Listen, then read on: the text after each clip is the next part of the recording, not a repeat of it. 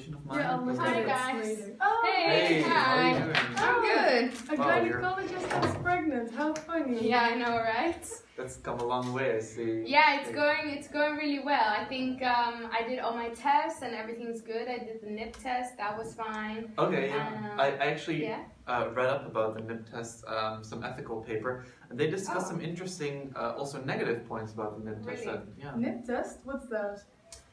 Well, is this new? Oh, wait, you're a cardiologist. Of course you don't know. But yeah, it's this new screening test. It's a non-invasive, and it tests the maternal blood, and it looks for the fetal DNA that is found in the maternal blood, and it compares the amount of DNA of the two to make a ratio and check whether there's a bigger amount of certain chromosomes. So 13, 18, and 21. So they mostly check for those trisomies. Oh, interesting. Why wouldn't you do it then?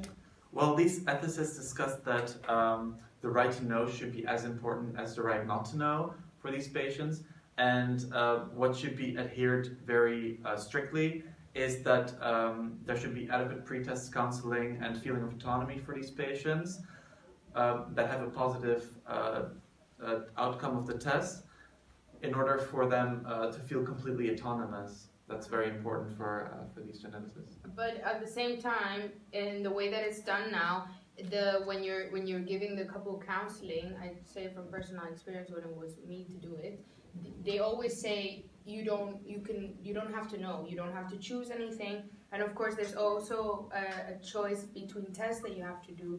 You can also choose to do another type of screening test. So I think autonomy is completely preserved in this case. Okay. What about the costs for the test?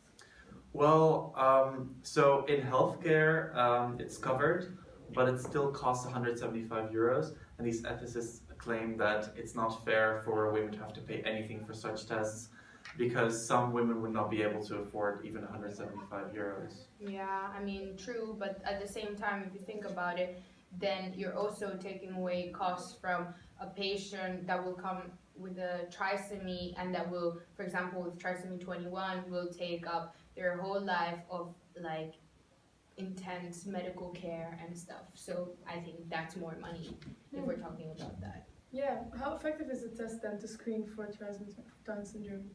It's quite effective actually. It has like a sensitivity of like 99%, so it's quite a good test. Yeah. That's true, but at the same time, you only test for the trisomies and not for the other 97% of the genetic defects. Plus, once this test comes out as positive, you still have to do diagnosis confirmation with amniocentesis, and with that also risks are involved. What would you have done then if your test was positive? Well, if my test was positive and everything indicated, of course it would have been like a really hard decision to make, but I would have had to get an abortion for sure. Yeah. Well, so this is something the ethicists really hammered on.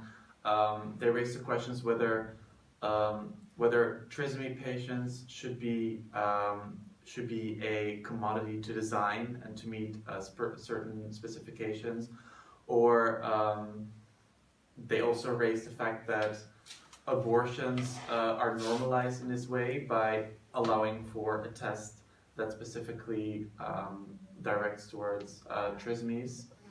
But at the same time, it's also taking a burden off the family when you get a trisomy 21 kid, for example. Those patients are completely dependent on the family for the rest of their lives. So that's also something to bear in mind. Yeah. Okay, interesting discussion, guys. I didn't know gynecologists were such ethicists. I think I'll go back to my cardiology department. Bye. Bye. Bye.